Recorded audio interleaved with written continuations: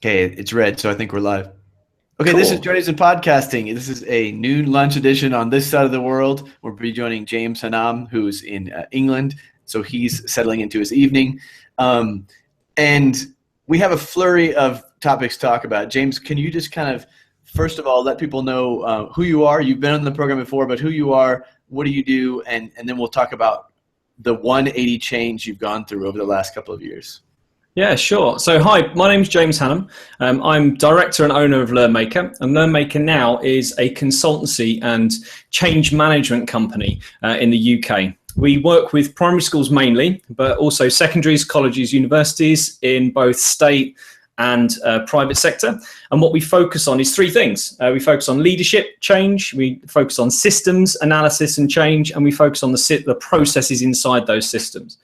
So what we've done over the last sort of 2 years as a company is develop a methodology that we now use in every school that we work with. And it basically takes the best bits from business and the best bits from education and sort of melds them together. So we look at change management as a kind of holistic thing. Rather than actually focusing just on technology, we actually go across the whole sort of gamut, the whole spectrum.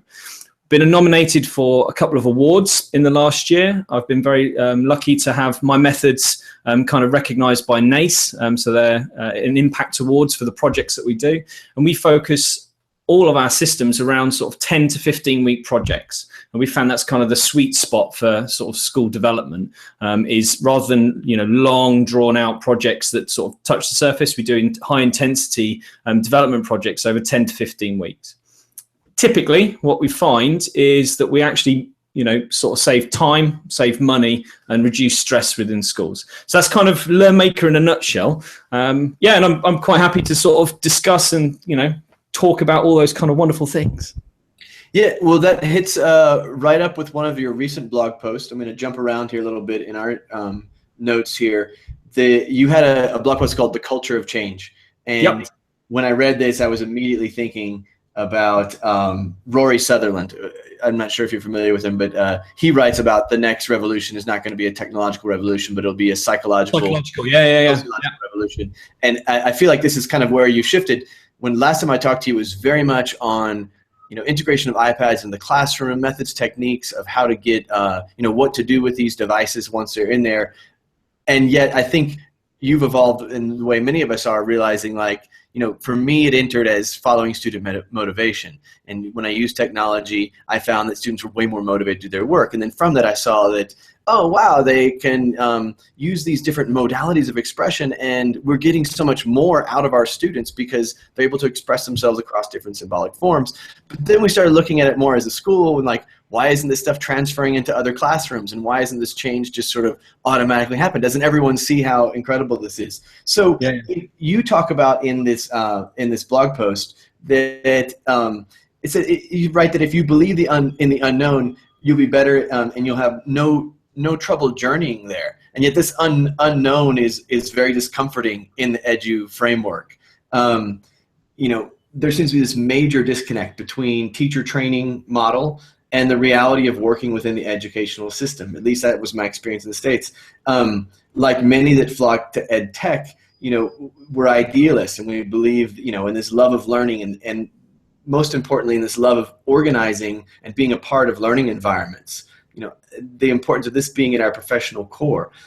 As no one could possibly have it all figured out. Learning is an incredibly complex system, and yet so much in our educational training forces us to kind of have this definitive attitude about education. So how have you come to change from this kind of teaching the mechanics of ed tech to teaching the whole system of education, maybe using technology along the way, but having that not necessarily be your end goal? Yeah, so as you said before, you're looking at it from classrooms, so there's a deployment of devices in the classroom, and then, you're trying to figure out how that goes around the school. We did the same thing. So essentially what we used to do is me and my team would go into schools and look at iPad training, look at Chrome training, look at Microsoft Surface training, and it was very much app specific. But the actual underlying problem behind that, when we kind of break down the questions and the challenges that schools and teachers faced, it was all to do with basically three things. It was to do with the lack of time And because they had lack of time, they had increase in stress. And then when you talk to the leaders, they don't have time. They're highly stressed, and they're stressed because their staff are stressed. And then they don't have money to spend because they've already bought all these devices. So when we actually got rid of the tech out of the equation, the three problems that they faced were time, were money, and stress. So we kind of, Jay and me sat down and we were like, well, it isn't really, it's not solving the issue. It's just patching it. Because these devices are absolutely fantastic and they do some really good stuff, but it's very kind of the spotlight is very narrow. So what we started doing was tinkering around with, well, what if we could save time? What if we could save a little bit of time here and there? And how would that then, kind of help the teachers with the rest of their stuff? Not just teaching with technology, but teaching as a whole thing. If I can save you a minute by using this app or this device that I'm showing you here, actually your pedagogy can improve because you're spending time analyzing it somewhere else. So when we started doing that, then it was like, well, hang on a second, we're having bigger changes, because we had it was our first big project really this year was Park Royal Primary, and we did that. We just had this little experiment of, well, if I can save a minute here and there, what can we do with that? And then in the end, we ended up finding that teachers were less stressed. They were actually reporting back to us that they got more time to do other things, and because they got more time to do other things, they weren't panicking as much when it came to the general admin tasks. That kind of thing. So we then, beginning of the year really, towards the end of that project, it was a sort of a small couple of week project, we kind of took stock. We stopped and kind of went, right, okay, so we're doing app development, this stuff's looking quite interesting and it's a different approach. What else can we do? So over the last sort of 10 months, I guess, really 9-10 months, we've been looking kind of internally at ourselves and seeing what kind of skill sets we've got. And we've developed a different way of approaching sort of technology in school. So around sort of three core principles, we focus all our efforts. So we focus on leadership, we focus on systems, and we focus on processes. So when we were doing originally app training with staff and showing them how to use a device and all these kind of things, which is beneficial in the first sense, we then sort of started going, well, hang on a second, we need to develop the leadership within a project, because if the head teachers don't get it and the senior teachers and the people that are driving the project, when we leave projects, they tend to go back to normal again. Do you see what I mean? So it's like almost a peak of input, and then it's trying to sustain that. And of course, if leadership isn't prepared for that, then what happens is it just sort of, slows down or kind of dribbles out. So we did leadership, and then what we did is looked at the systems. So have you heard of marginal gains theory? Yeah, but I think if you could explain it a little bit, that would be great. Okay, all right. So essentially, marginal gains is there's loads of people in sport that actually have kind of made this famous, and there's hundreds of books on it. I wonder if I've got the book. I'm reading. If you've heard of Clive Woodward, I'm reading his book at the moment. That one, Winning. So he's a rugby sports coach. I'm not into sport at all, by the way, but he is one of the kind of core people that use this in like a famous example. Other teams, so Sky Sports cycling team, for example, they've used it. And the idea basically is making loads of little changes that are very easy to apply. And then what happens is you make bigger gains at the end. So marginal gains. And Clive Woodward's example is, if I can look at 100 things that make that 1% change, I'm going to do those 100 easy things. So it's loads of little kind of improvements along the way. So what we do with a systems approach is we look at all the systems inside of a school. So for me, it's, if you just break it into two broad categories, you've got the curriculum for teachers, you've got curriculum, and you've got assessment. So if we look at those systems and we can make tiny little gains in anything, so that could be marking a piece of work, that could be signing into the school register, that could be logging into a computer, any of those kind of things. If I can make a tiny little change and I can do hundreds of those, it'll add up to minutes and minutes and minutes in a week. And then if we multiply that by 38 teaching weeks, then we end up with half hours, hours of time that we can save over a period of a year. When we were doing the training on apps and app specific, the thing that always came up from a teaching point of view, the classroom point of view, was time. So now what we say is, well, if we can tweak the systems you work with, I'm not adding anything extra. I'm just looking at what you do already. So I'm not putting a brand new shiny tablet in front of you and telling you you've now got to learn this. I'm going, well, hang on a second. What are you using? You're using email. Okay, well, let's have a look at the way we can use email a little bit easier. Those kind of things. So using marginal gains theory outside of sport, which, you know, again, looking at the Olympics this year, you know, our cycling team completely owned that, just saying. But those kind of things are actually really useful in business. And there's loads of businesses that use marginal gains theory, but we're actually finding with the schools we've worked with, that simple little concept of let's just tweak here and tweak there makes massive changes. And the really interesting thing from my point of view is because we limit ourselves to sort of 10 or 15 week projects in schools, we can see those gains almost instantly in that period of time. So, I mean, you know, if we go into sort of email, so we were sat with a school in London, in Greenwich, and they've got two head teachers. They've got an executive head. They're in a multi-campus school. So they've got an executive head, Marie Corbett, and they've also got a head teacher, Vicky Cuff. So Marie Corbett is a national, I might get this wrong, but a National College of Leaders awarded nominee. So she's basically won an award for the way that the school is working. It's an outstanding school. So in the UK, Ofsted rank, you know, schools, and she is ranked high. She's like, her school is in the top sort of 5-10% of all primary schools, you know, that kind of thing.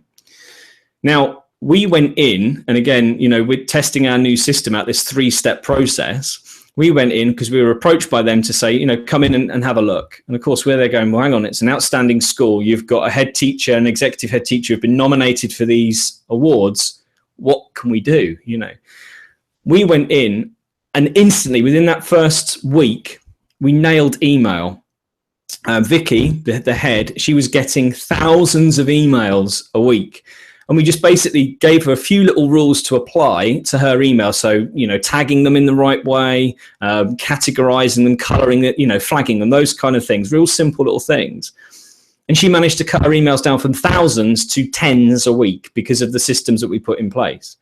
And then, of course, with Marie, exactly the same applied. So we were saying, well, hang on, how long did it take you in the mornings to do this? And we were freeing up sort of 10, 15 minutes every time they checked their email, which led to practically hours a week, which over the course of a 15-week project was almost like, I think it was the equivalent of like 3 working days just saved on looking at email. And of course, they didn't realize that that was a problem. In fact, they're so used to it being that way that there wasn't a problem until we came in and went, well, hang on, we can just save you a minute here. It was just mind-blowing, really, really cool. So yeah, sorry, go on. Holding for my mic switch. No, I mean, this reminds me of reading Russian literature, and Who is to Blame? Alexander Herzen comes to mind, where you just have this incredibly failed societal system, and you know everyone seems to be to blame within it, and yet no one can kind of put their finger on it. I think, you know, looking at these and understanding that systems have been like destined for failure, and they can continue on like, you know, just a barge plugging along for, you know, years and decades to, you know, it can last forever. What you're talking about are, you know, tweaks within the system. Is that the problem, or are there much larger structural problems within our hierarchical, antiquated, you know, whatever label you want to put on it, you know, industrial revolution modeled? Are there bigger problems than just tweaking the kind of bottlenecks of emails and some of the tech things there? How are you tackling those? Yes, it's an interesting one, because it's when we first started, we're sat in a pasta bar forming out this, this new company, and this is what we're going to do, and we're going to take on the powers that be. We're going to get to government level. The problem is that, yeah, that's great, and it's brilliant to have that in a long-term view, and we will do that. but actually the nitty gritty of the thousands of students that are actually in the system at the moment, and the thousands or tens of thousands of students, hundreds of thousands of students, and the teachers that are in the system, it's all well and good saying, you know, we're going to do this and this is going to be great stuff, and these are all the kind of utopian views. But the actual day-to-day grind, you know, the here and now, the I want it solved now kind of thing, those things require something slightly different. And when we first started, you know, we were aiming up here and having an effect at some level, but it wasn't sustained and it wasn't far-reaching. So what we've done is we've kind of narrowed it down and focused it down. One of the issues that we find with all schools that we come in contact with, in fact, any educator that we've spoken to, really, even from, you know, top universities down to tiny rural primaries, is the problem with government. In the, you know, in the last, well, since like 1989 in the UK, there's been over 14, I think 14 or 15 different education ministers. So averaging something like once every 2 and a bit years. And of course, when they come in, policies change. Recently, you know, the UK's gone through a whole shift within the government. You've got a new education minister with slightly different agendas. The problems with schools is they're always constantly playing keepy-uppy. You know, they're trying to keep up with everything. Now, some people kind of, you know, some leaders go, well, you know, screw this, we're going to try and do that. And then they come a cropper, and some are, you know, others that are lagging behind. So the big problem for us is when we walk into a school is just, again, it goes back to time, money, and stress. You know, it's that kind of keeping up with changing policy. Now, if you distance yourself from that, if you step back from it and go, well, hang on a second, if I can provide something internally that allows you to adjust quickly to these things, isn't that more beneficial than me giving you this utopian view and then going, well, actually you can get there, but you've got to fill this paperwork in and we're going to ignore that paperwork, if that makes sense.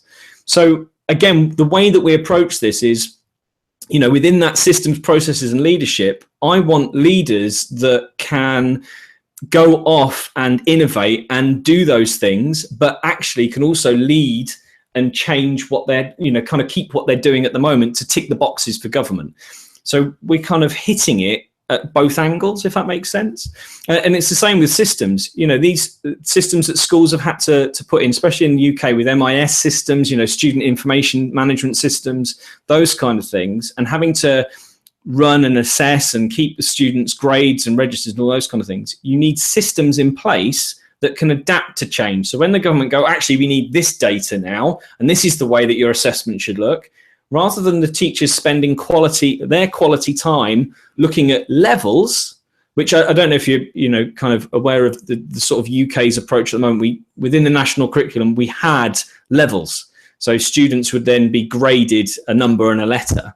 But now it's kind of free for all. And of course, what's happening is teachers are spending more time thinking what levels should be, and should we mark without levels, and how do we assess and standardize when we don't have levels. So, of course, they're spending more time thinking about that than they are actually spending, you know, doing the things that really matter, like learning about new things and developing their curriculum and, you know, these kind of things. So, again, what we try to do within our system, within our sort of methodology, our process, I guess, is go to schools. Well, look, you know, actually, if you get kind of your house in order and you make that as automated and as structured as possible so that everybody knows what's going on, so that everything is the same or very similar and everyone can see what everybody else is doing. So clarity, consistency, transparency. If we can get those three things going, it means that if the government tomorrow say that every school should have a giant hippo in the corner of every classroom, you can adjust to it. So that's kind of the approach that we take now, is with this, you know, the main problem is that being, you know, the schools have to adapt to government change. But actually, if we can put internal systems in place that schools don't have to worry so much about that, and they can react a lot quicker, that makes everything else that we do a lot easier. And again, it's just that reducing the stress within the system. Well, yeah, and you're talking about a couple of things that I think hit schools at several levels. One is this idea that comes out of the book, Where Good Ideas Come From, this idea of the adjacent possible, where they discuss the baby incubators that are, the failed imported baby incubators that are, they gifted to these hospitals in Africa, and in a year and a half later, they're just sitting in a corner and they're not plugged in because some part was not functioning and they couldn't replace it. So what do? They created baby incubators made out of used car parts that could be assembled and built locally, that could be maintained locally, and they could actually, control the maintenance of these pieces as well. So I see schools as kind of the same way, is that you want to reform, but we can dream about all these kind of utopian visions of what school should be, or we could completely, enter in another system, a Waldorf or Montessori, which are still going to have their own kind of systemic constraints, or really there's nothing outside of the system. Like if you agree to work within this kind of school culture, this kind of school system, like that's what you have to work with. You have to assemble with the pieces and parts that are there, if that makes sense. Yeah. Almost like a box of Lego bricks.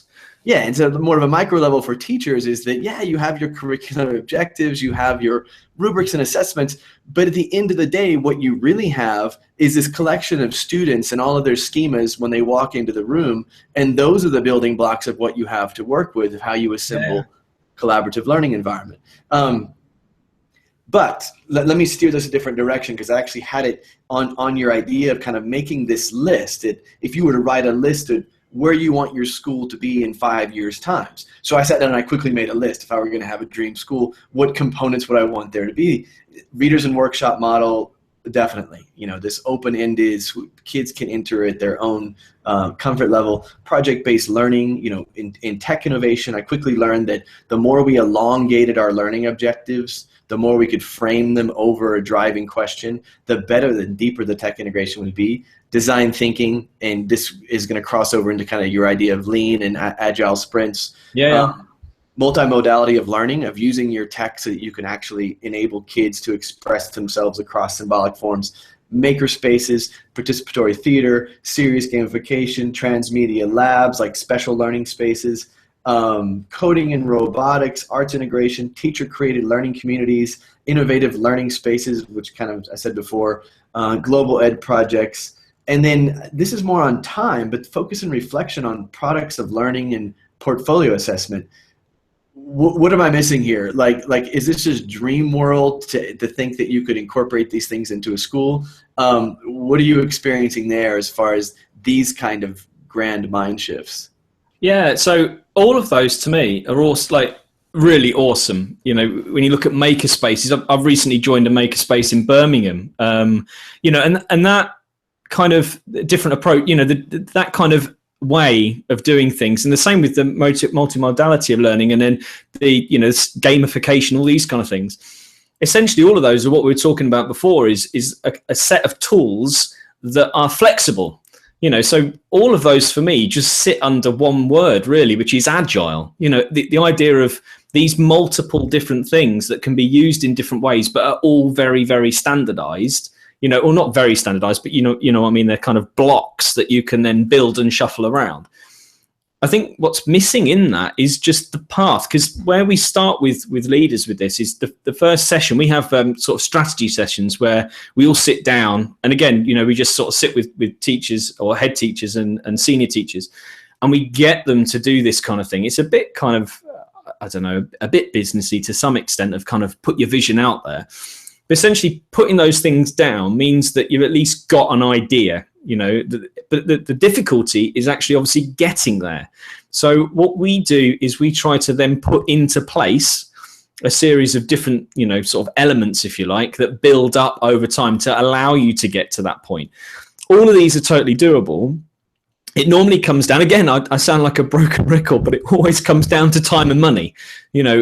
Everything has a cost to it. What we find is that actually the currency in schools is usually time in front of students and those kind of things. So it's, for me on here, it's the plan to get you to that point. So what I would do next within this is try and break down and figure out what you do now that's stopping you from getting there. If you want to make a maker space, that's brilliant. But do you want extra time, or do you want to find money for that? Those kind of things. To make it happen is really, it's bespoke to whoever you deal with, really. I mean, we go to independent schools who just basically go, okay, but I need staff, I need skills, I need a skill set. And you go, okay, well, we can figure this one out. Or if you go to small primary schools, it's, well, I actually need the budget for that. I need to be able to allocate money for that. But essentially, it always boils back down to time. If you've got a small primary, or you're a one-man unit or whatever, it always comes down to allocation of time. So again, it goes back to that cycle of, well, how can I free up time so that you can then concentrate on doing that? And this was in one of your recent posts, one thing school leaders are missing about tech. And I saw this floating around Twitter even before I looked at your blog, that, sometimes Twitter's a catchy title, but the blog post hit it right on. It's exactly what you're talking about right now. Time, the most precious resource in any institution. Teachers are chronically starved of time, and this is where everything goes wrong. Want to improve results in English? That's going to take time. So this is interesting, because I came from a small school of about 500 students, K through 12, to a very large school, about 1,800 students, K through 12. And institutionally, it was just a different world. Like what I entered was basically given like 5 books, very thick, saying this is the expectation here, that you will master balanced literacy, you'll master this writing program. And at the same time, oh, by the way, we're in transition into the Lucy Calkins reading and writing program. Here are these books as well. So in all this overwhelming time, in just kind of pure self-defense for me and my students, I simply put in a time measurement system where every day, regardless of what else was happening, I would always spend an hour to an hour and a half reading student work and giving feedback on student work. And within that, creating probably the most personal learning experience I've ever created for kids, because then when I had one-on-one conferences with those kids, those were deep, meaningful 15 to 20-minute sessions where we could really get into what they're reading and writing about, set their next objectives, really tailor the instruction to where they are. But only because I was just adamant and militant about and protective about that block of time. Whereas what I feel happens in schools mostly is that we feel like we're so busy. We go to meetings all day. We're in constant collaborative moments where no real collaboration is happening, because mostly what we're collaborating about is the logistics of school, like the institution itself. The machine of the whole thing, the mechanics of it. And so even let me throw in one more thing, because I want your input on this. And that is that, like, at the core behind all of this teaching and learning process is this this pedagogical approach to the whole thing. That, like, my dream school is those moments with those teachers in those rooms would have been projecting a student's work up and explaining, like, I'm really struggling with this one. I've tried this, this, and this. What do you guys suggest here? And that kind of transparency that you're talking about, and that ability to create that collaborative culture of, we're really all here to give input on what these next best steps are, not these informative meetings of, these are your next 3 steps, and by this date you have to have this. And I'm like, what? We're wasting all of our human potential in that. So what is your response there? Wow. There's a lot there, isn't there? Okay, I made a couple. Fixed everything in education right now. All right, so I made a couple. I took a couple of words down when you're talking. Right, so first thing that shouts out at me is the feedback. Right, so say for example, you've done an hour and a half's worth of feedback. How are you feeding back to the students? What's your method? In a nutshell, what do you do? Is it just written, or? Well, in that particular session, and this is a little bit lower tech years, I'm talking about like 7 years ago. And so I didn't have all of the fancy, like, what would I do now and what have I done since then, is photograph student work and kind of keep logs of that, either with Evernote or just with your photo curation abilities within your iPad, and then import that in to explain everything. And then you can create these like little 60-second to 2-minute screencasts that you can then review with the kids. And I would prepare those before, just because sometimes in the moment you forget what those critical issues are in their text. But what was cool about that is it added this whole kind of like tech teaching moment too, because as we're looking at the iPad and dealing with all this, we're teaching all the methods of explain everything. And that to me is still like the go-to app for pretty much all of this kind of feedback and collecting student input. Or even better, projecting out, making it your mini lesson for the day. scrapping what you had planned the day before, because what this kid just wrote is the lesson, throwing that up there and critiquing that in front of the whole class, so that you really get that authentic kind of feedback to the kids. Anyway. Okay. All right. Okay. So I'm preaching to the converted. Okay. So you're already doing this. So the big step for teachers is to get away from the written. And that's what takes the time, because obviously as a teacher, you want to communicate those things. You talk to the student, but it's how do you evidence all that kind of stuff. So obviously by doing something like explain everything, that nails it. The problem with that is that the student has to have access to that at some level, either a video or, if they don't have the video, they might have the iPad, or they might have a Chromebook, or they might have a web browser, so they can then access it that way. For the teacher, I've got to understand the app. I've then got to be able to publish the app. How do I publish the app? Where does it go? Where is it saved to? All these things. So explain everything, perfect. Okay, so for me, that's, as a techie, as you're a techie, that's absolutely perfect. But if we think of, we call them Maureen 73. All right, so Maureen 73, my nan. Basically, if I can't explain it and get her to do it nice and simply, it's not going to work anyway. So we basically boil it down, so it's the kind of sticky, goopy tech that anybody can access, the lowest denominator, if that's the way you want to do it. It's a bit pejorative, but there we go. So if you've got a device, use in that case, what I would do is I would go, well, hang on a second, I can save you a bit of time there. We could maybe look at, say, YouTube Capture, which is just a press and hold app. We basically capture that instantly goes up to YouTube. YouTube's the highest, it's the largest platform, and it's free and it's open, all those kind of things.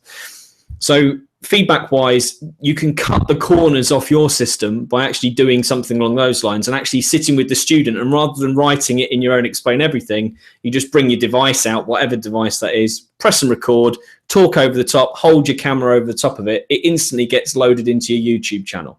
So it's taken what would be, and it, obviously explain everything does a lot more than that, but gives you that ability. So that's kind of a quick saving exercise. You kind of the nail on the head there, and that's one is that, what I was talking about was pretty high techy, because one, you have to be able to manage the screencast of this explain everything, have the comfort of doing that within, if I'm doing 5 of these a day, because that's what I would try to squeeze into that hour to hour and a half, is 5 assessment or 5 reviews, and then having the wherewithal of knowing how to put that onto your Google Classroom or make it available to the kid. And like I said, that's a monster of a project to keep up with. But the important thing was to have that feedback for the kid and have that readily available, so that when you do go to talk to them, you're not just sitting down getting to know their work. You already know, exactly where they are. And also levels. Like a lot of this stuff, I wouldn't expect a 3rd grader, some of them, yes, to go online in the evening to review my review of their work and then come back ready to talk. At high school, definitely. Those conferences could be preloaded so that when you come to meet at the table, you've already begun your conversation. Or even better, like in things like book clubs, having the kids have their own platform where they're uploading their work, getting feedback. So when they come to the table to talk, the conversation is already there. You sort of like precognitive loading the conversation. Yeah. And then the other one is meetings. So the other thing you mentioned at the beginning of that, meetings. I hate meetings. I hate them. We used to sit in hour-long meetings discussing the worst things, and you'd just be sat there 3 hours later going, what have we done here? So again, with this, we take from kind of our Apple training with all of this. Apple have an absolutely fantastic way of holding meetings. They've got just a series of rules, essentially, that basically lays out what an Apple meeting would look like. I'm assuming Google would probably do the same sort of thing. But essentially, it's almost like a checklist. And just a simple set of, again, condensed down steps that just go, this is what a meeting should do. These are the criteria for a meeting. There's a really awesome book, Work the System by Sam Carpenter. I don't know if you've seen that one, but again, fantastic. The guy is just on another level with documenting things. But essentially, what he did with his, it was a telecoms company. So it was an answer phone messaging service. His own company developed it from the ground up, and then basically found that he'd reached a point where he was sticking, and it was, service was becoming worse. And he had this kind of thought of, well, if I document out my processes so that I can hand those over to people, I can delegate. So I can hand the process of having a conversation to somebody, and then they can work through that process. And then that leads on to another process and another process.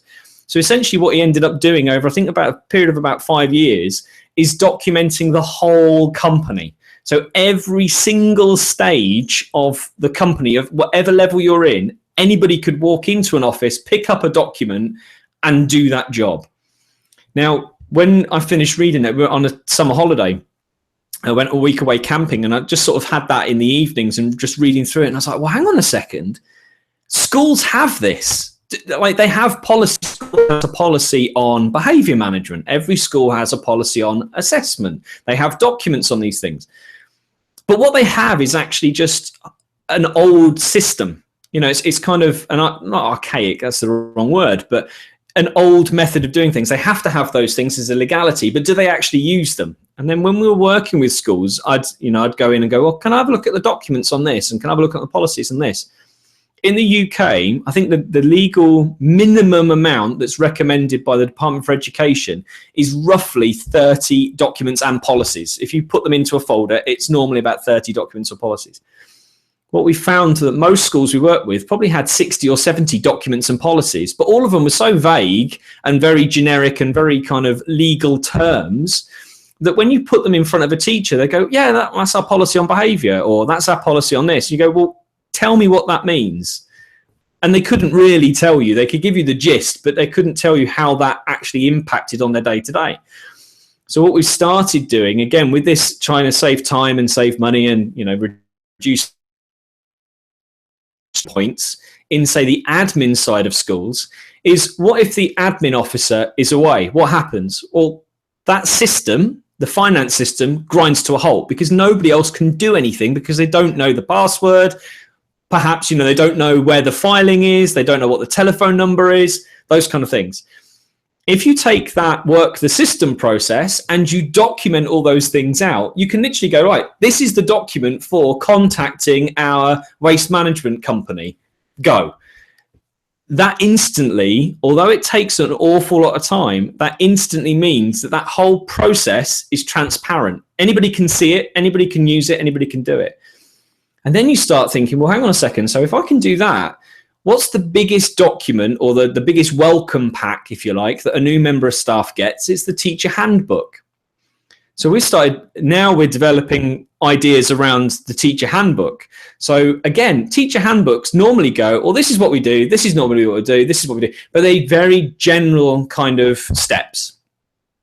If you take the working the system method on this and you drill into each one of those things, these folders typically are sort of like a lever arch file that get given to a teacher on their first day. And they normally get given to all teachers on their first day of term.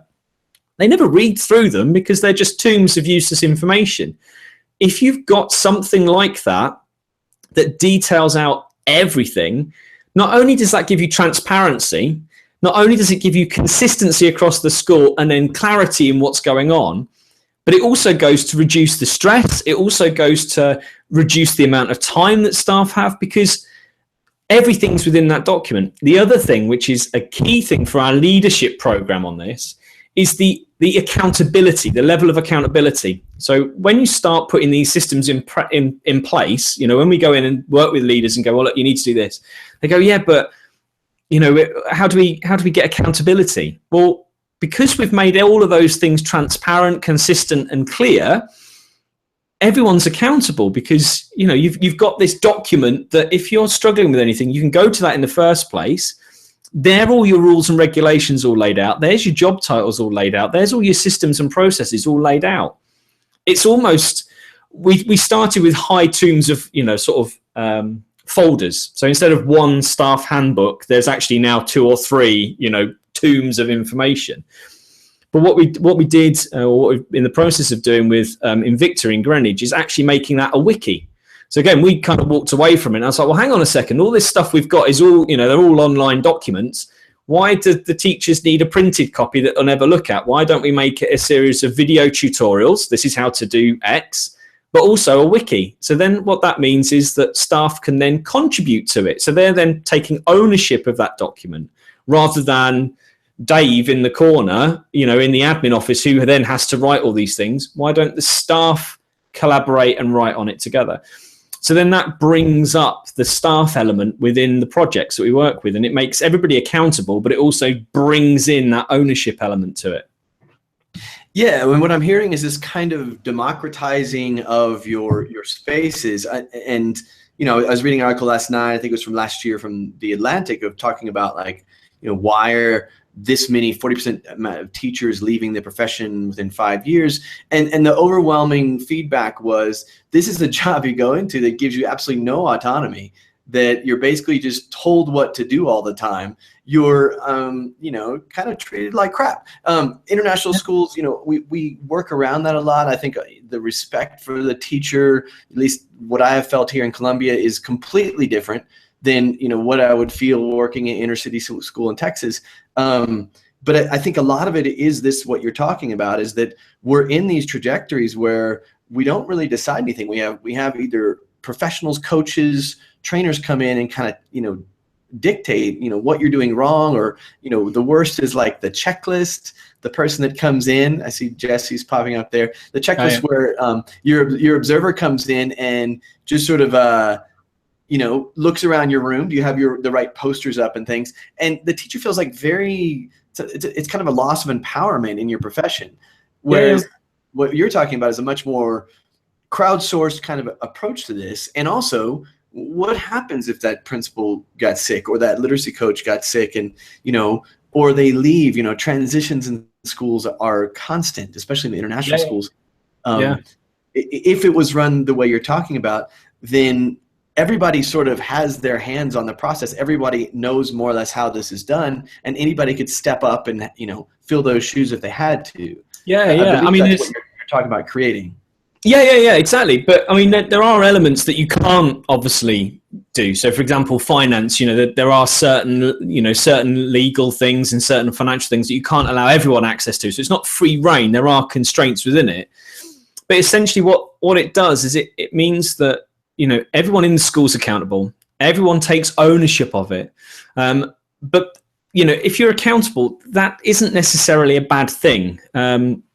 We've obviously learned very quickly how we phrase this with staff, how we phrase this with leadership teams. One of the biggest concerns that teaching staff have, and this normally comes because of that kind of hidden element to things where people work on their own and that kind of stuff. Oh, we're a collaborative school, but actually we don't collaborate. We kind of hold things back and that kind of stuff. It is a bit of a leap of faith, essentially, but what accountability does is it brings credibility back to the profession. And one of the biggest things to hit the news, recently with the union speeches and these kind of things, is that there isn't credibility within the profession. It's not classed, from the outside looking in, it's not classed as a top profession. And for me, it is. But you need to, inside the system, you need to work inside to make it more credible. And by making people more accountable and putting those things in, for me, that works. And certainly being in teaching and coming out and being in the kind of business world with it, certainly working for a large sort of company, that there are people leaving banking, there are people leaving the financial sector to go and work in schools. So you've got top level people, even university students now getting better degrees and better qualifications and better training. They're coming into the profession, but you've got these giant Leviathan systems that are so slow to turn. There needs to be a kick change. There needs to be something quick to take hold. We struggle, or we have struggled in the past with this, with leaders, head teachers, senior teachers who are going, well, actually, no, we don't do that here. We don't want to do that. And unfortunately, we just don't work with them now, because for us, we have to work with people that are willing, the kind of growth mindset. Essentially, that's kind of what we look for, is those people that are willing to to give it a punt, give it a go and willing to develop and learn. The schools that don't eventually do come back to us. But it does take, you do need to develop that leadership. You do need to have that element within the school or a group of people to actually go, yeah, we're going to give this a go. So you do need that spark. Let's try to talk more specifically about this idea of the Scrum. You mentioned this idea of the 10 to 12 week projects.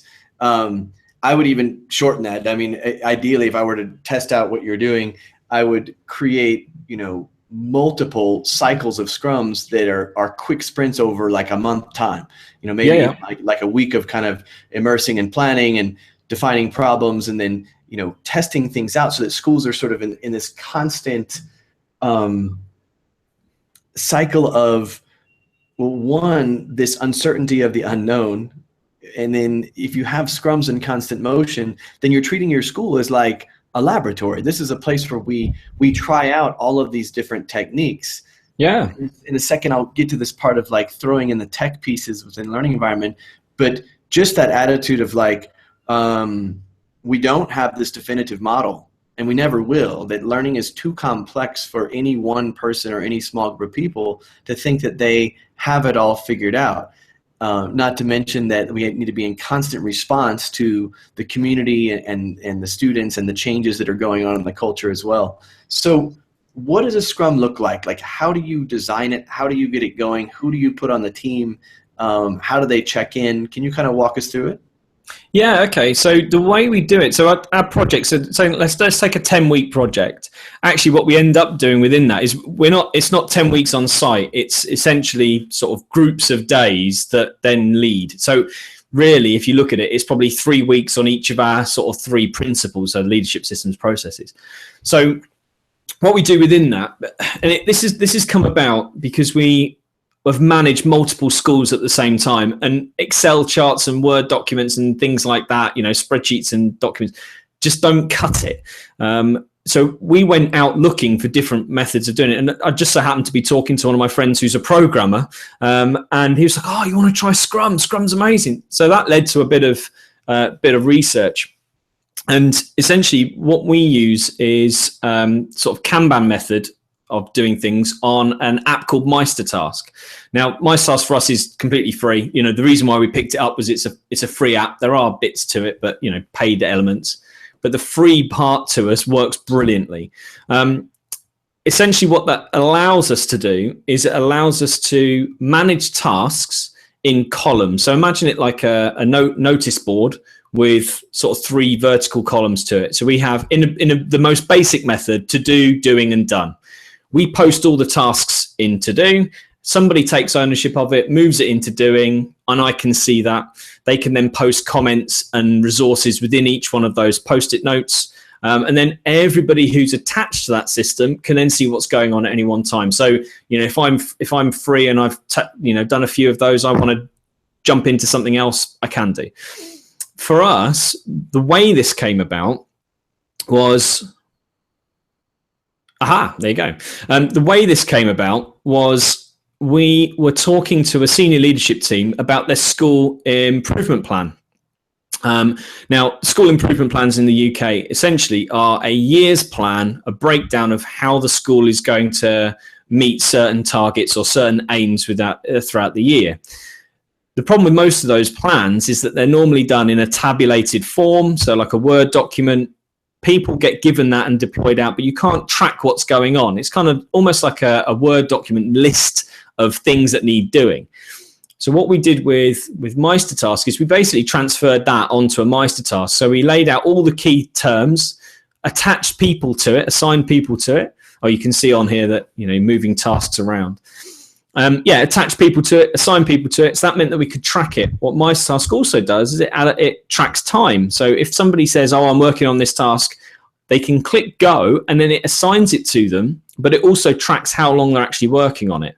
So it means from a project management point of view, I can see what the priorities are, who's working on what, and how much time is being spent. So I can then allocate other people to it. So again, it means that for me, that it's a central platform, like a hub, where everything can go. And the reason why we used MeisterTask was because it linked into every single platform that we could work on. So if I walked into a school that was Microsoft, I could just plug Microsoft into it and everybody's happy. If I walked into a Google school, I could plug Google into it. If I walked into an Apple school, I could do the same. So for us, it was the kind of hub, the center for project management. And what that also meant was that instead of having all these emails like flying around all over the place from all these different agencies that we were working with, this particular primary school, we were working with the building team. They were going through a new build. So, of course, you had the architects, and you had the electrical engineers, you had the gas engineers, you had the fire systems, you had all these people that were firing emails off. We put them into this central place, and it meant that all communication went through that. So if I was talking to a network engineer about the Wi-Fi and the Wi-Fi task was up there, the school members of staff who were associated with it, the the on-site IT team, didn't have to root around in an email for it. They got a notification instantly saying, oh, this conversation is now active again, blah, blah, blah.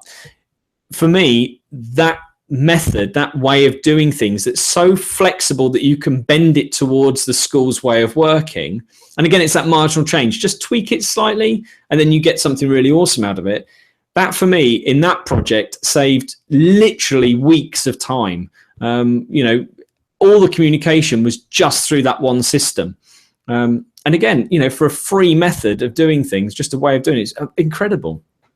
Yeah, this was on I don't know if you follow EdSurge, but they have a great threads of discussion that come up on Facebook. And one this week, this Tuesday, was on different tech tools people are trying out. So people mentioned Tello, they mentioned MeisterTask, and they mentioned a lot of these ways, both with faculty and with students as well. So for a way of them of putting students into project groups, and they can map out who's working on what and what time frames. I've also seen Gantt charts that in project work, people create these Gantt charts, and then you can kind of track trajectories and revisit that and set your timelines for each individual task.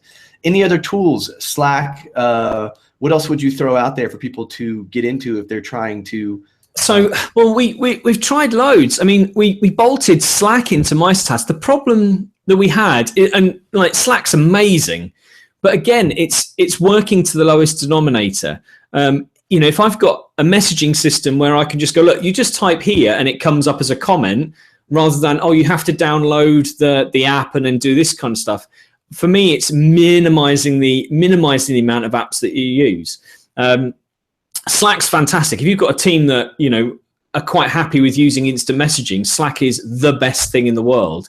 And the fact that you can tie it into if this, then that, so the Internet of Things type thing, where it links other systems together, it's brilliant. So, for example, we use Slack to notify each other when we're in the office. So, when my Slack goes off, my phone recognizes when I'm coming close to the office, and it says that I'm going to be into the office, those kind of things. Other apps wise, what else have we got? What else do we use quite regularly? I mean, MindMeister as well is really good for mind mapping. That's pretty useful. But again, from sort of a project management point of view, MeisterTask just does everything we need. From a school's point of view, what we've found, and again, this purely, and this probably lead into Chromebooks as well, actually, so it's quite a good segue. But what we've found is that the Google Apps for Education and Google Apps for Business, that seems to be one of the easiest systems to implement. In fact, what we've found as well is that it's the quickest to deploy. So again, within a 10-week project, when we're working with schools, we can take them from a fully Microsoft environment to a fully Google environment. In fact, the two primary schools, the Invicta and the Park Royal, have gone 100% from a teaching point of view, from 100% Google within three or 4 days. And all that was just basically IT limitations of having the IT support on site. We could do it within a day. And when you're thinking about migrating tens of thousands of documents across and all that kind of stuff, that becomes really quite interesting. This thread of the edutech world of just making things more efficient. And I've written about this before, this idea that like when technology is adopted for schools, it's first and foremost adopted for accountability measures. trying to make things more efficient within the school, which are great. I mean, these are great things to happen. But let's talk a little bit about the inefficient teaching, because I feel like a lot of times when you throw these tools into a classroom environment, what I feel like I'm encouraging is to step away from the efficiency model to explore how can this tool make things go deeper? How can we really get inefficient in a way, going much deeper into our curriculum, so we're not just in this constant fly-by method. And so the question I kind of want to ask you, because I know you've worked with both iPad implementation and now you're, like a lot of people are proponents of the Chromebooks. There's a great article in Wired about how Chromebooks are, redefining education just because the price, they're changing, there's more flip tablets and stuff. So I've been following this on Twitter and Facebook, this idea of tech as efficiency tool within schools. But I often think that, like, to make, learning more meaningful, that, we put in these tools, and like the first thing is this kind of flipped model of playing with the inputs and outputs between homework and class. And like the tech tools can make that, have much more flow and much more continuity. My big question here is two of the greatest potentials of tech, from my perspective, are metacognition through the multimodality of inputs. Mm-hmm. And that kind of goes hand in hand with two of the new literacy concepts, referring to Henry Jenkins here. One is just working within a dispersed knowledge framework, and the other is being a constructor of collective intelligence. And these collaborative potentials of tech, screencasting for the metacognitive part, this ability to use multiple symbolic forms to create remixes, mashups, and then the collaborative potentials of working with groups and the kind of tools you're talking about. Isn't what we should be working towards as far as tech integration in schools? And I guess within that question is the embedded question: why Chromebooks instead of tablets? Well, that's interesting. So let's answer the last one first, and then that will probably lead into the rest. For me, I mean, working very closely with Apple in the past, and we've got good relationships with those. Working with Google now, we seem to be working with them quite a lot. It doesn't really matter, actually, from what I've found, what tech you use. In fact, actually, just get rid of all the brands off the table completely, and it comes down to clarity, consistency, transparency. I mean, I keep saying these words all the time. My life revolves around strings of 3 words. But if you have multiple things, multiple apps, multiple devices in a school, which is typical, staff might have a PC, desktop that they control their interactive whiteboard with. They then have Outlook 365, which then they receive Apple Mail on their iPhone, which they then create PowerPoint presentations and display them on a Chromebook. All these different things create difficulty in clarity, because you've got multiple systems, so it's multiple confusions. You've got a multiplier between each one. If I want to show this presentation, well, what am I going to use? And if you've got tech savvy people and you've got a whole staff that are tech savvy, that's fantastic. But if you don't, majority of, schools that we work with, you've got NQTs, new qualified teachers who are very up on tech, but you've also got very old teachers that are close to retirement that don't really, doesn't really interest them. So for me, when we're looking at these projects and making it stick inside school, it has to be a very narrow spectrum of things. And again, it keeps coming back to this, clarity and consistency. If I've got teachers that know how to do these things consistently, it means that staff can support each other inside the staff room, rather than you having an iPad, me having a Chromebook, and I go off and use this. When it comes to actual internal collaboration, one of the biggest barriers is that staff have different ways of doing all these different things. If we can make that more uniform, it means that staff can support each other, which means that collaboration happens, which means that people take more ownership, which means that there's more accountability, which then, these things sort of cascade. So for me, Chromebooks work from a technical point of view they work really well because there's a central place to manage. It's fairly simple.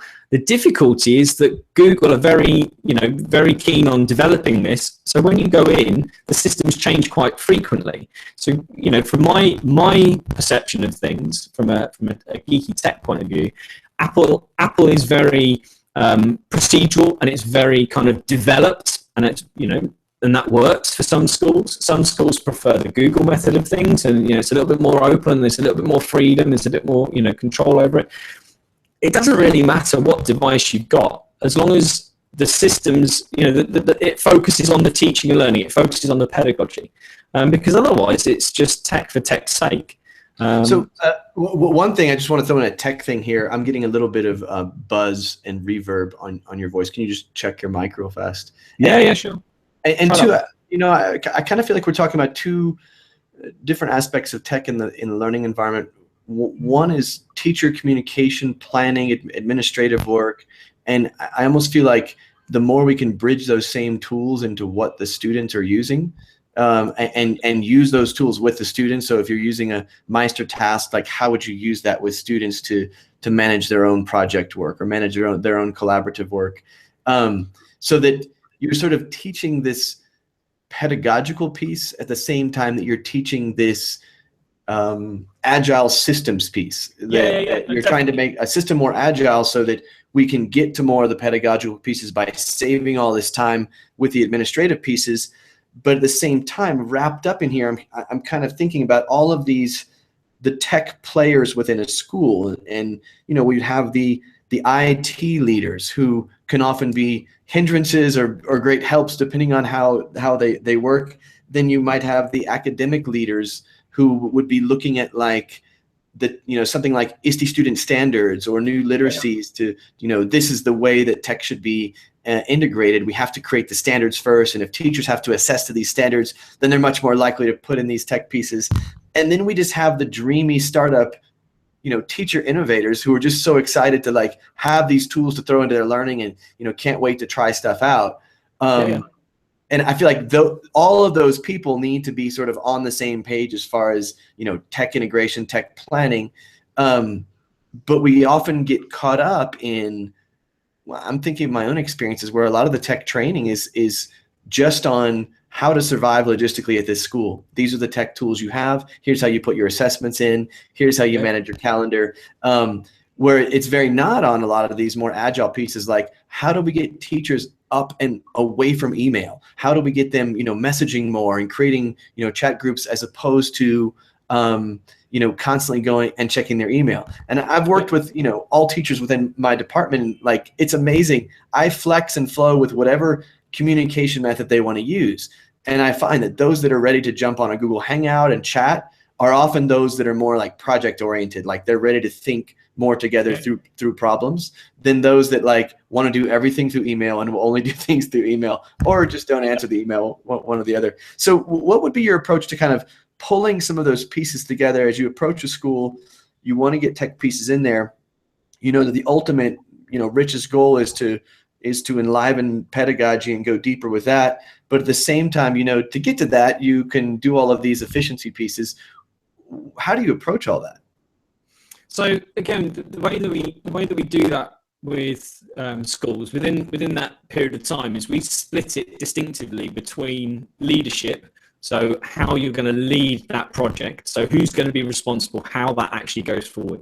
We then look at the systems leaders. So we involve quite heavily the IT guys on that one. But within that, there is also training or retraining on what is systems leadership, what is systems support and systems management. I'm going to interrupt you just for a second, because I'm still getting this buzz. Sorry for those that are listening. If you could do me a big favor, if you have an iPhone or something just to record your audio with, and then I can patch your audio part over, if that makes sense. Yeah, give me a second. I'll go grab one. Okay. This will be just a short intermission. In the meantime, I'll just sit here in front of the camera making faces.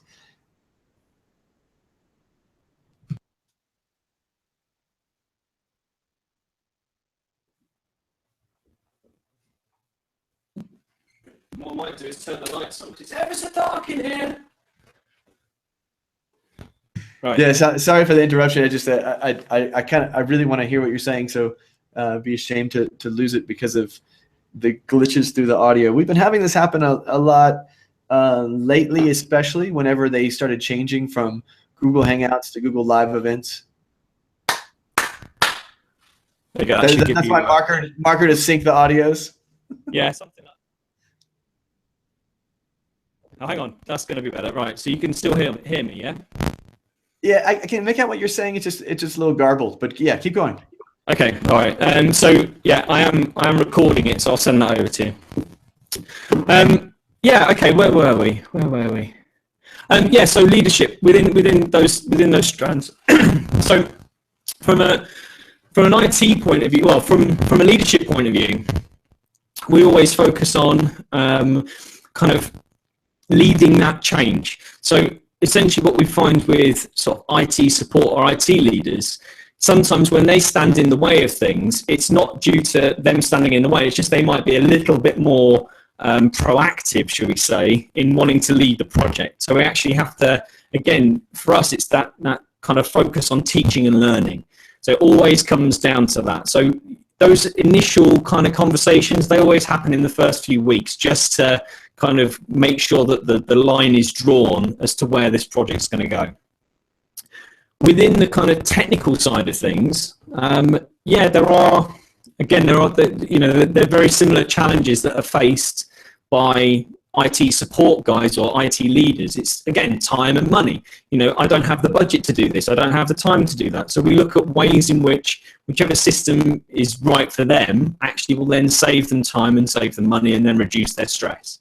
What we find with, for example, the Google Classroom environment, it's because most of that storage is actually put into the cloud. It means that the IT guys aren't necessarily having to manage on, like physical storage. So instantly, half of their job is freed up. Now, we've had conversations with IT bods, IT leaders, that have actually gone, well, hang on a second, you're getting rid of half of my job here.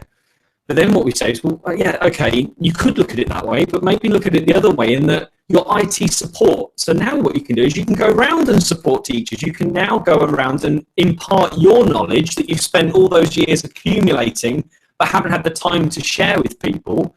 You can now go out into the classrooms and share that with people. So, where we're doing this in certainly primary schools, what they tend to do is they tend to spend an awful lot of money on remote support. They don't have the people inside of school to support them, or full-time, they can't afford that. So they buy these services in. Of course, what happens is they're then held to account, by financials, I suppose. If that IT support company raises the cost, they have to buy it because they don't have the skills inside school. So again, we kind of flip that on its head and actually go, well, all the teachers around here are capable of managing these systems. It's not actually that difficult these days to manage these kind of things. And again, it depends on what systems you use. But those kind of things kind of work quite well, especially secondary schools, where you have large IT support teams that tend to just go around and, kind of be the guy that fixes the patch cable in the corridor or fixes the Wi-Fi. Now they've got time to be more visible and actually start training and actually develop like in-house training teams. That's where it becomes exciting because, all these people that are normally locked away in dark server rooms actually now can come out and start sharing their knowledge, which saves time and it saves money and it reduces stress. It just keeps going back into this circle. Yeah, I'm definitely hearing this. Like, the more we can build in the transparency, the more that it can be a collaborative effort where it's not, directors of IT departments trying to establish how effective they are by, spearheading this new innovation, but it's more about how effective they are at getting everyone else to be a player and contributor towards this effort. I've seen some pretty interesting things happen. The directors at the last school I worked at have started these TLT programs where interdisciplinary groups of teachers come together and they work on their objectives, for their PD for the year, which is wonderful. I think that's a great idea. I mean, I would throw in a little bit more choice and flexibility, but what you're talking about is the perfect tool to throw in there of training the groups how to use these collaborative tools so that they can stay on top of their project management. I would even do it differently by making the groups shorter runs, like what you're talking about, saying we're going to have this month to 2 month system of professional development, so that teachers don't just like sign on to this project for the whole year and it just kind of moves along slowly with these kind of checkup points, but it gets to be very chorish, if that's even a word, chorish. Yeah, makes sense. It fits for the context. Whereas what I feel like, what you're talking about would be a great innovative way for a school to tackle a lot of these innovations, but then give teachers flexibility for trying out these different things. It's something that we mentioned in a podcast yesterday, this idea of episodic pop-up culture being so absent from schools, both in teacher PD, but also in student learning, that we need this constant cycle of events. Event learning is an incredible motivator when you're learning and you're about to apply this knowledge to this particular event or project or product.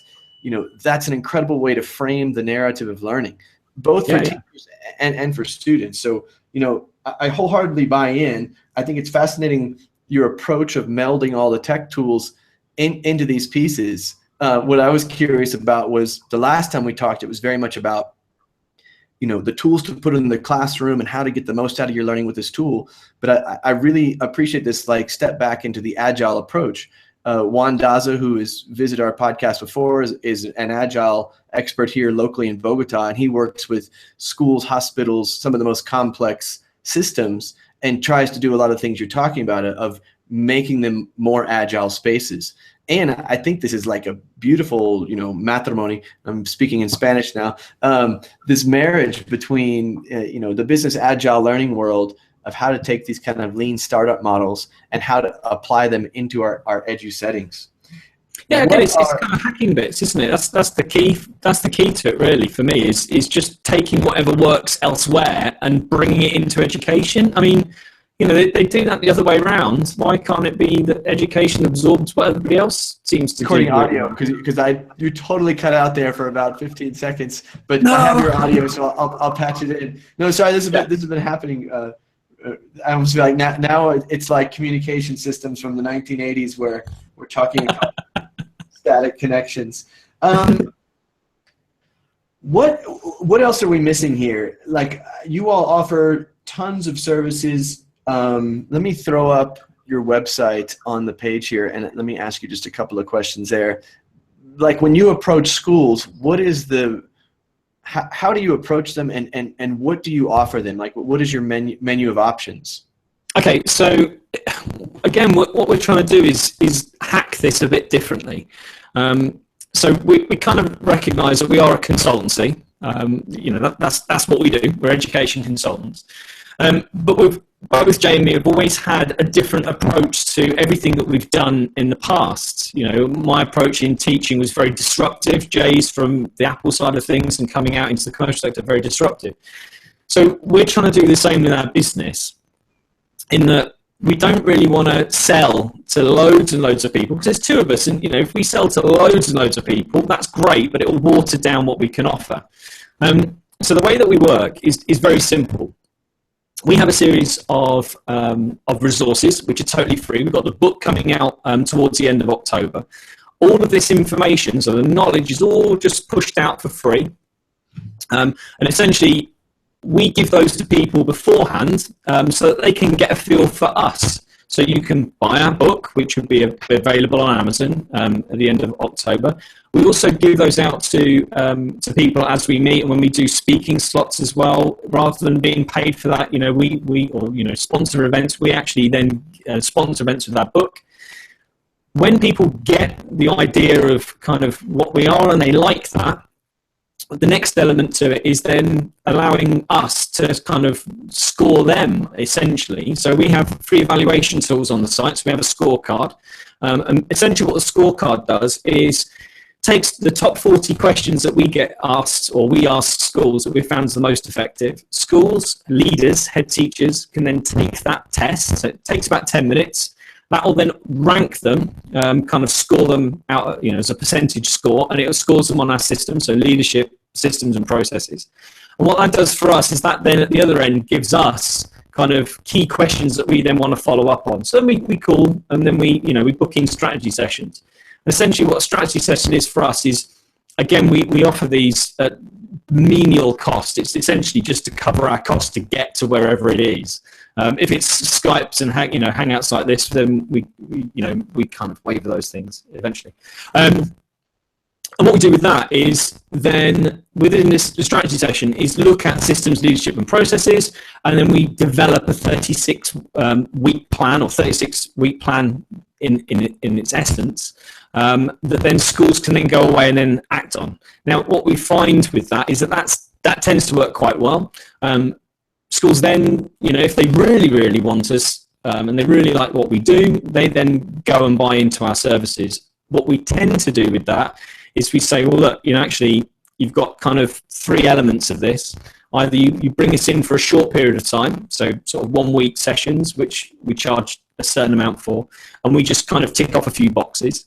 We then build it up to the next, which is our sort of 10-week program, which we then kind of do things with you, if you like. So we kind of sit to one side and go, well, look, we're going to work with the leaders in the school, and we will help you work towards your goal.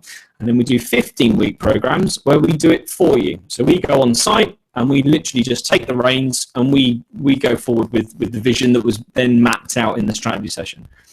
We find that works really well. It's slightly different to what other places do. It works towards what we want because, again, we're quite flexible, slightly different in our approach to stuff. But essentially, it all focuses around those three things: systems, leadership, and processes. And that's kind of the way that we work, really. We also do sort of speaking slots. Jay's got a couple coming up. I've got a couple in the new year of speaking slots at events. And again, as I said before, we sponsor those. We sponsor those with our books so that people can get those. But yeah, that's kind of how we work now. It's rather lovely.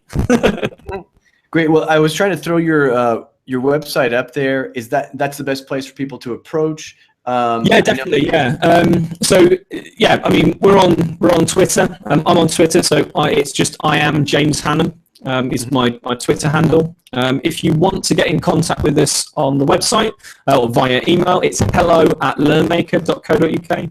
If you want to try the scorecard out, or you want to go to the site and see what we're about and kind of get a gist as to what our blogs are like and our videos and things like that, just go to learnmaker.co.uk. If you want to do the scorecard, it takes 10 minutes. There's no charge on it at all. Literally 10 minutes of time. It's like completely hassle and money free. And it's just learnmaker.co.uk/scorecard. That sounds cool. Hey, well, James, thank you for taking the time to walk us through a lot of these different aspects of how tech can affect the whole infrastructure of school. In our next segment, when we want to invite you back, we're just going to talk about skateboards. So I see one behind you. If you want to. All right, now let's go on for another 90 minutes. This is a work in progress. This is actually an electric skateboard. It's a longboard. I've been working on the motor part of it today. Is that battery powered? Anyway, for those that are listening, we're going to disconnect now. James, stay on just for a second. I'd like to talk about the longboard more. Sure. James, we'd love to have you back sometime in the future. I'll keep you posted of upcoming talks that you could possibly come in just as a guest speaker. Like we'll have guest, a main speaker, but just to be another voice on the cast. That would be wonderful. Sure. And I'll definitely be following up. Your blog is constantly updated on your website. This is a great resource for anyone interested in following up as well. Thank you. Thanks for joining us. I'm going to disconnect now. Thank you for having me.